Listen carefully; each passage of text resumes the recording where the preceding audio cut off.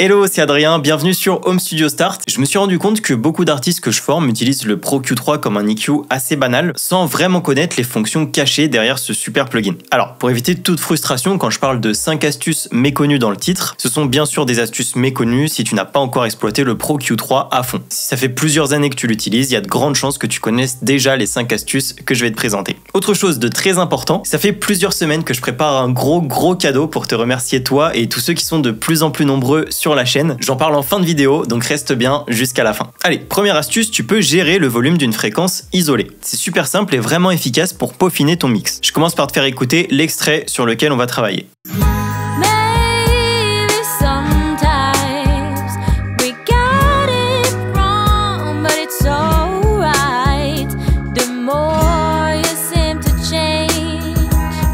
Ici, j'ai ouvert mon Pro Q3 sur ma piste de voix, sur mon couplet. Il y a peut-être une fréquence ou plusieurs qui vont me gêner ici. Et le Pro Q3 est génial pour ça parce qu'il va me permettre d'isoler les fréquences pour savoir laquelle je vais devoir atténuer. Et donc pour isoler une fréquence spécifique, il faut cliquer sur le petit icône en forme de casque, juste ici. Je vais mettre la piste en solo et je peux me balader comme ça de gauche à droite jusqu'à tomber sur une fréquence dérangeante. Et alors mini astuce, quand j'isole une fréquence et que j'appuie sur la touche commande de mon clavier, si j'augmente ou si je baisse la souris, je peux choisir la taille de la plage de fréquence. Donc là, je vais me balader de gauche à droite dans le spectre jusqu'à tomber sur une fréquence dérangeante.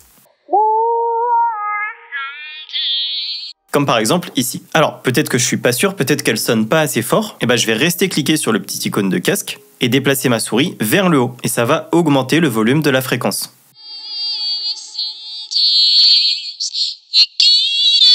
Voilà, on entend qu'elle est assez agressive, je vais peut-être la couper un petit peu. J'aurais évidemment pu faire l'inverse, je reste cliqué et je baisse ma souris pour diminuer le volume. Voilà. Je précise que ça change uniquement le volume d'écoute, ça ne change pas le gain de la fréquence. C'est une aide, donc ça ne modifiera pas le son. Si je relâche, ma fréquence n'a pas changé de volume, sauf si je lui fais un cut ou un boost, évidemment. Donc ça, c'est une super technique pour cibler une fréquence spécifique. Par exemple, atténuer une fréquence dérangeante dans une voix, ou alors augmenter certaines fréquences pour ajouter de la clarté. On va essayer d'aller chercher une fréquence nasale, justement. Donc pour ça, je vais créer un petit point, et je vais essayer d'aller cibler quelques fréquences nasales assez dérangeantes.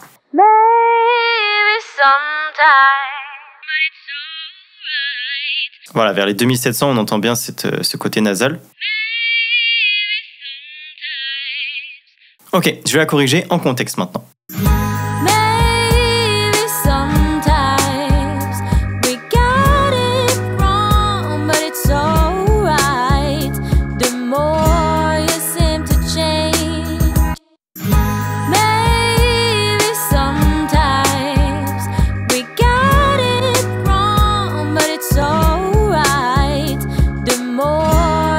Ok, c'est tout léger, mais on a une voix légèrement moins nasale. Alors attention, pour augmenter ou baisser le volume d'écoute des fréquences isolées, ça marche avec tous les filtres, sauf le low cut et le high cut. On va essayer, je vais isoler le low cut, je vais déplacer ma souris vers le haut, et on verra que ça ne changera pas le volume. Voilà, il se passe rien. Pour la deuxième astuce, est-ce que tu savais qu'on peut modifier plusieurs fréquences en même temps? Ça va être super utile pour faire des ajustements globaux rapidement. Donc ici, j'ai le Pro Q3 avec la correction nasale de tout à l'heure. Je vais peut-être aller l'accentuer un peu plus, voilà, quelque chose comme moins 10, moins 11. Et puis je vais peut-être aller couper un peu de mid aussi, donc quelque chose vers les 500 Hz. Maybe sometimes we got it wrong, but it's alright. Ok, mais alors là, j'ai été beaucoup trop sévère dans mes corrections. Donc plutôt que de venir remonter un peu mon premier cut et puis remonter mon deuxième cut, et bah si je veux ajuster plusieurs bandes de fréquences en même temps, j'ai juste à sélectionner mon premier point, appuyer sur la touche Shift de mon clavier et sélectionner le deuxième point. Je relâche mon clavier et donc si je viens modifier le premier point ou le deuxième point, je peux bouger les deux en même temps. Alors attention, ça va assez vite, le mouvement est plutôt rapide. À peine je bouge la souris, déjà ça fait une grosse modification. Donc si je veux un peu plus de contrôle, je re-appuie sur la touche Shift de mon clavier. Et voilà, là j'ai beaucoup plus de contrôle dans mon mouvement.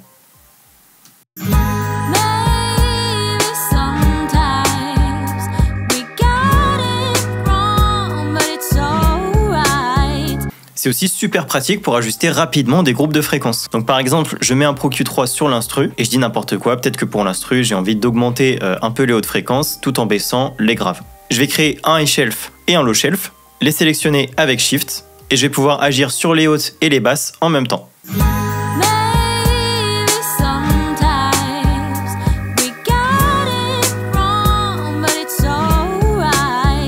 Voilà, évidemment dans le contexte de cette chanson, ça ne s'y prête pas. Avant de passer à la troisième astuce, si tu trouves cette vidéo utile, j'en profite pour te demander un petit pouce bleu sous cette vidéo, ça m'aide énormément, donc merci à toi. Pour la troisième astuce, on va parler EQ dynamique. Donc ça, c'est une fonctionnalité hyper intéressante pour contrôler la dynamique des fréquences. Avant d'entrer dans les détails, c'est important de bien comprendre ce qu'est un EQ dynamique. C'est un peu un mix entre un égaliseur, un EQ, et un compresseur. Ça permet de régler des fréquences spécifiques, comme un EQ classique, mais aussi d'ajuster ces fréquences en fonction du volume du signal, comme un compresseur. En gros, un EQ dynamique va permettre de booster ou couper une fréquence uniquement quand elle dépasse un certain seuil de volume. Alors c'est vrai qu'EQ dynamique, c'est une fonction un peu plus avancée, donc si c'est un peu flou ce que je viens de dire, je t'invite à aller regarder mes autres vidéos sur l'EQ et la compression pour les débutants. Ça te permettra d'avoir les bonnes bases pour bien comprendre cette astuce. Je te mets les liens en description et tu pourras revenir sur cette vidéo juste après. Alors pour activer l'EQ dynamique sur le Pro Q3, il suffit de cliquer sur le petit bouton en forme de flèche, puis de choisir Make Dynamic.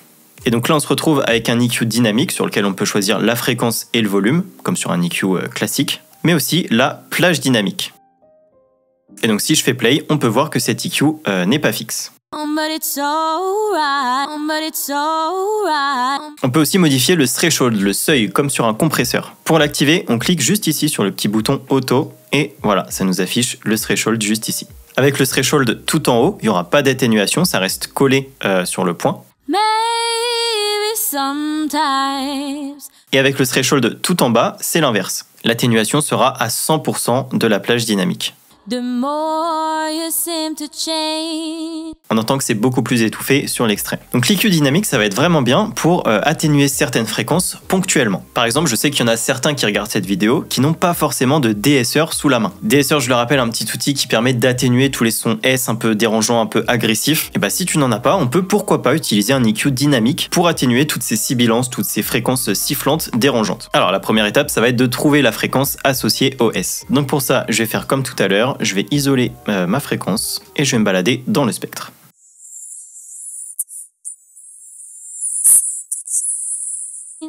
Ok, vers 9004. Donc deuxième étape, je vais pouvoir ajuster le threshold et la plage dynamique autour de cette fréquence, ce qui va me permettre de contrôler précisément la dynamique des S. The more you stay the same, don't you hesitate. Maybe sometimes we got it wrong. Voilà, j'arrive à un réglage pas trop mal ici. Tu vas voir que l'EQ dynamique ne va s'activer que quand il y aura les sons S. Ici, il y aura deux mots, stay et same. Je te montre ça tout de suite. The more you stay the same, the more you stay the same. Je te fais écouter une fois sans, une fois avec. The more you stay the same, the more you stay the same. Voilà, ça permet d'avoir un son beaucoup plus doux et beaucoup plus contrôlé dans les S. Quatrième astuce, une astuce très rapide. On va parler preset et valeur par défaut. C'est super pratique pour gagner du temps et réutiliser tes réglages préférés. Alors depuis le début, quand je crée un filtre, que j'augmente les décibels ou que je baisse les décibels, la taille de l'interface augmente ou diminue. Voilà, on voit sur la droite que ça bouge un petit peu au niveau des décibels. Je peux très bien sélectionner ici ma taille affichage sur 30 décibels. Ça me permet d'avoir une vision plus générale du plugin. Et donc maintenant, si j'augmente ou si je diminue la taille de mon EQ, ça ne change rien pour la taille de l'interface. Je peux également décider d'afficher mon piano roll en bas à gauche pour avoir non pas un affichage en fréquence, mais en notes. Et donc peut-être que j'ai envie qu'à chaque fois que j'ouvre mon Pro Q3, ça soit affiché comme ça. Donc je vais enlever mon petit filtre, voilà. Je vais aller dans Défaut Settings, tout en bas, Options et Save as Défaut.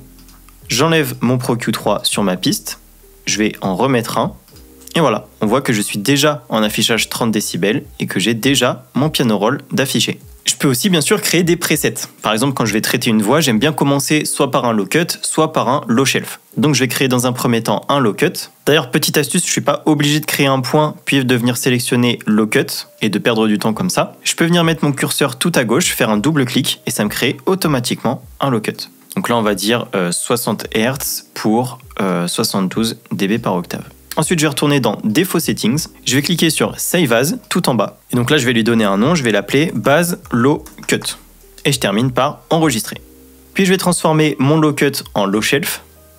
Hop, toujours à 60 Hz, mais cette fois, pourquoi pas moins 5 décibels. Et même chose, je retourne dans mon onglet preset, Save As, et cette fois je vais l'appeler Bass Low Shelf. Et enregistrer. Voilà, je supprime l'EQ de ma piste. Et donc imaginons, je commence ma session de mixage, hop, j'ajoute un EQ à ma piste de voix. Je vais aller dans mes presets et puis je vais retrouver Bass Low Cut. Hop, ça me permet de retrouver rapidement et facilement le low cut que je viens de créer. On va aller un petit peu plus loin dans cette astuce, je vais cliquer sur le petit AB juste ici. Hop, là on voit que je suis sur un affichage B. Je retourne dans mes presets et là je vais choisir Bass Low Shelf. Et là en cliquant de nouveau sur le petit bouton AB, je peux alterner comme ça entre mon affichage A et mon affichage B, donc entre mon low cut et mon low shelf. Alors évidemment, je te montre avec des exemples de low cut et low shelf, mais les possibilités sont presque infinies et je t'invite à te créer tes propres presets et tes propres comparaisons AB. Dans un instant, je vais te révéler le super cadeau que j'ai à t'offrir, mais juste avant, je te parle de la 5e astuce. Pour la 5e et dernière astuce, on va voir comment utiliser la détection de collision de fréquences. Le but d'un EQ, c'est de faire de la place dans le mix, on le sait. Et parfois, il peut y avoir des conflits de fréquences. Et le Pro Q3 nous offre une fonction vraiment utile pour repérer ces conflits de fréquences rapidement. Donc là, sur ma voix, j'ai déjà un Pro Q3, je vais le fermer. Et je vais aller en ajouter un sur mon instru. Voilà, on va écouter ce nouvel extrait.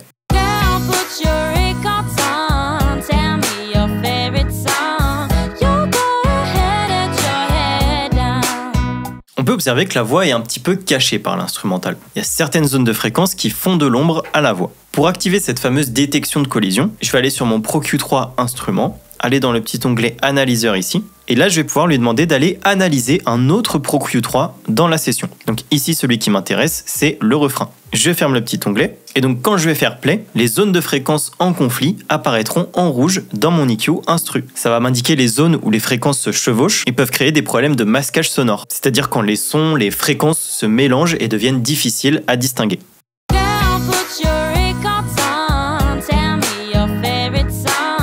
Voilà, on a pu remarquer qu'on avait un gros conflit de fréquences dans les bas médiums. Donc peut-être qu'ici, je peux venir ajuster ces fréquences pour réduire le conflit entre mon instru et ma voix. Donc je vais venir faire un petit cut.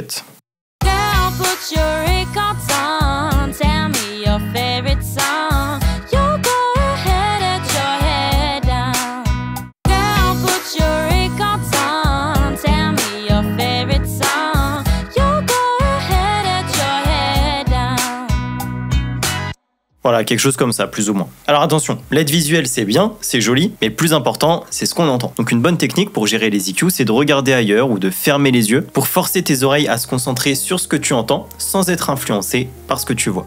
Et voilà, on arrive à la fin de cette vidéo. Avant de te laisser partir, j'ai une super nouvelle à t'annoncer. Que tu sois nouveau sur la chaîne ou non, je t'offre le pack de bienvenue Home Studio Start, qui va t'offrir un avantage instantané dans ta production en home studio. On est de plus en plus nombreux sur la chaîne, donc c'est ma façon à moi de te dire merci pour ton soutien et ta confiance. Alors, qu'est-ce qu'il y a dans ce pack? Tiens-toi bien, on va y aller crescendo. On commence avec des templates Logic Pro et GarageBand. Aujourd'hui, il y a 5 templates pour Logic Pro et 5 pour GarageBand. Mais bientôt, des templates pour FL Studio, Ableton et d'autres logiciels seront ajoutés. Ces templates te permettront de gagner du temps et de te concentrer sur la création musicale avec des instruments et des effets préchargés sur chaque piste. Tu trouveras ensuite la liste du matériel indispensable pour ton home studio. Un guide d'achat des équipements essentiels pour démarrer ton home studio sans te ruiner et tu sauras exactement quoi acheter pour bien débuter. On enchaîne avec les 10 plugins gratuits incontournables pour ton arsenal home studio. Ici une sélection des meilleurs plugins gratuits pour enrichir tes productions musicales. C'est pas encore fini, tu bénéficieras également d'un guide des fréquences. Un outil indispensable pour comprendre et utiliser les fréquences dans tes mixages. Tu pourras mieux cibler les fréquences et mieux cerner leur rôle dans tes mix. Tout ça classé par famille d'instruments, donc voix, batterie, cordes, cuivre et d'autres.